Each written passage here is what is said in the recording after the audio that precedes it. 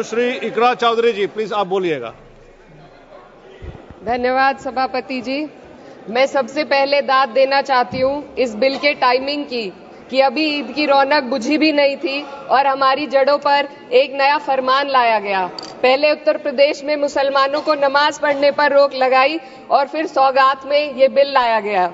निसार में तेरी गलियों पे है वतन, जहाँ चली है रिवाजों गैर कि कोई ना सर उठाकर चल सके।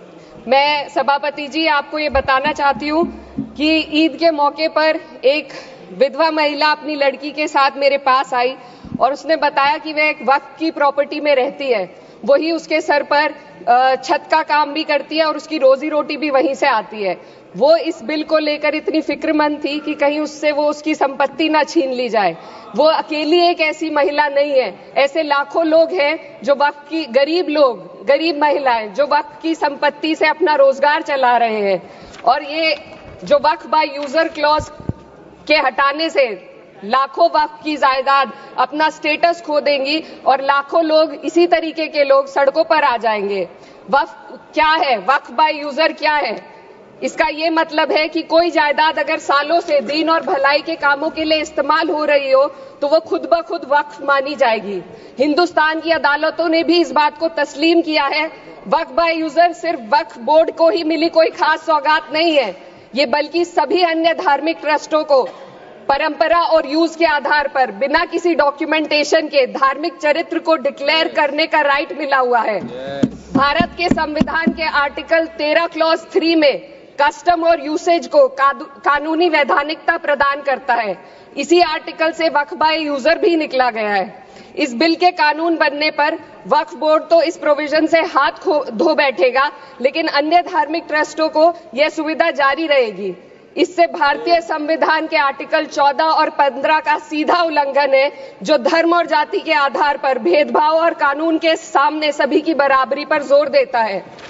मैं इसके साथ ये भी कहना चाहती हूँ कि सत्ता के लोग जो एक दूसरे की पीठ थपथपा रहे हैं कि वक्फ बाय यूजर का जो अमेंडमेंट इन्होंने दिया उसको एक्सेप्ट कर लिया गया है, लेकिन इनकी शरारत यह है कि उसके साथ ही एक ऐसा प्रोवाइजो इसमें शामिल किया गया जिसके आधार पर यह कहा गया है कि अगर कोई भी वक्फ की संपत्ति विवादित हो तो वो अपना वक्फ स्टेटस खो देगी। तो जो अमेंडमेंट इन्होंने दिया है जिसको एक्सेप्ट कर लिया गया है उसका कोई मतलब नहीं है, ये इनकी नीयत है जो साफ जाहिर हो रही है। सोने पर सुहागा एक काम और किया है, सरकार ने वक्फ की कानून के सेक्शन 107 को हटाकर लिमिटेशन एक्ट में 12 साल तक ही किसी के खिलाफ अदालत में जाने का प्रोविजन है। सेक्शन 107 में बोर्ड को लिमिटेशन एक्ट से राहत मिली हुई थी। वक्फ बोर्ड कभी भी अवैध कब्जाधारियों के खिलाफ अदालत जा सकता था। अगर ये सेक्शन ना हो तो अवैध कब्जा करने वाले लोग कानूनी प्रक्रिया का फायदा उठाकर वक्फ की प्रॉपर्टी को हड़प सकते हैं। अन्य धार्मिक ट्रस्टों पर भी ये लिमिटेशन एक्ट लागू नहीं होती, तो फिर वक्फ बोर्ड के साथ ये सौतेला रवैया क्यों किया जा रहा है? धर्म को देखकर दोहरी नीति क्यों अपनाई जा रही है? सेक्शन 107 और वक्फ बाय यूजर को अगर एक साथ पढ़ा जाए तो इससे लाखों वक्फ की प्रॉपर्टी पर कब्जा किया जाएगा। इसलिए ये बिल मुसलमान की भलाई का नहीं बल्कि उनके वजूद और विरासत को मिटाने का बिल है। हिंदुस्तान में बहुत सारे धार्मिक ट्रस्ट हैं जिसमें उस खास मजहब के लोग शामिल होते हैं और उसका इंतजाम करते हैं, और ये बात समझ में आने वाली भी है क्योंकि जो व्यक्ति अपने मजहब के रीति रिवाज को जितना अच्छे से समझ सकता है किसी अन्य मजहब का व्यक्ति नहीं समझ सकता। आर्टिकल 26 क्लॉज 2 के तहत धार्मिक संप्रदायों को अपने मजहबी इदारों के एडमिनिस्ट्रेशन का हक देता है, लेकिन वक्फ बोर्ड के बारे में इसको उल्टा किया जा रहा है। Sir 2 minute sir please 2 minutes. सरकार इसे एक सेक्युलर बॉडी मान रही है और इसमें गैर मुस्लिमों को शामिल करने की बात कह रही है। आपके मुंह से सेक्युलरिज्म की बात सुनकर अच्छा लगा, लेकिन अगले ही पल ये भ्रम टूट जाता है क्योंकि आपको सिर्फ दान देने के लिए प्रैक्टिसिंग मुस्लिम का आपने क्लॉज डाला है, लेकिन बोर्ड में बैठने के लिए मुस्लिम होने की कोई आपकी क्लॉज नहीं है। तो इससे आपकी जो दोहरी नीति है वो साफ जाहिर होती है। ये वही सरकार है जिसने राम जन्मभूमि ट्रस्ट में ये लिख दिया कि जिला अधिकारी भी अगर होगा तो हिंदू होना चाहिए। कोई मुझे बताए कि वहां पर सेक्युलरिज्म का रस क्यों नहीं घोला गया। सर, आखिर में मैं अपनी बात को खत्म करने से पहले महिलाओं का मुद्दा बार बार उठाया जा रहा है। सरकार का कहना है कि बोर्ड में मुस्लिम महिलाओं को रिप्रेजेंटेशन देंगे। इस कानून से पहले भी मुस्लिम महिलाएं बोर्ड में मेंबर रह चुकी हैं और मिनिमम 2 का प्रोविजन था, उससे ज्यादा भी हो सकती थी।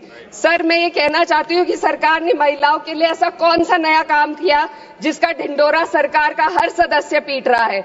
इस बात की तायीद अगर आपकी तरफ से कोई मुस्लिम महिला करती तो हम उसका यकीन भी करते, लेकिन अफसोस आपकी इतनी लंबी कतार में एक भी मुस्लिम महिला नजर नहीं आती है। महिला नहीं है, एक महिला। सर, मैं खुद एक मुस्लिम महिला हूँ, मैं सिर्फ एक मैं माइनॉरिटी महिला हूँ। इस सदन में हम सिर्फ 2 महिलाएं हैं और उस नाते से मैं ये बात कहना चाहती हूँ कि इस बिल के माध्यम से मुस्लिम महिलाओं को कुछ नहीं मिल रहा है। ये हमें कुछ नहीं देना चाहते, सिर्फ टोकनिज्म हमारे नाम पर बनाकर एक नैरेटिव मीडिया में चलाना चाहते हैं। तो ये बिल मुसलमान की भलाई का नहीं, उनकी पहचान को मिटाने का है। सर, अंत में मैं बस यही कहना चाहती हूँ कि कागजों की कैद में बस नाम रह जाएंगे, वो जो हमारे थे सिर्फ दावे में रह जाएंगे। इस बिल के द्वारा मीठी ईद के जायके को कड़वा करना, यही असली सौगाते मोदी था। बहुत बहुत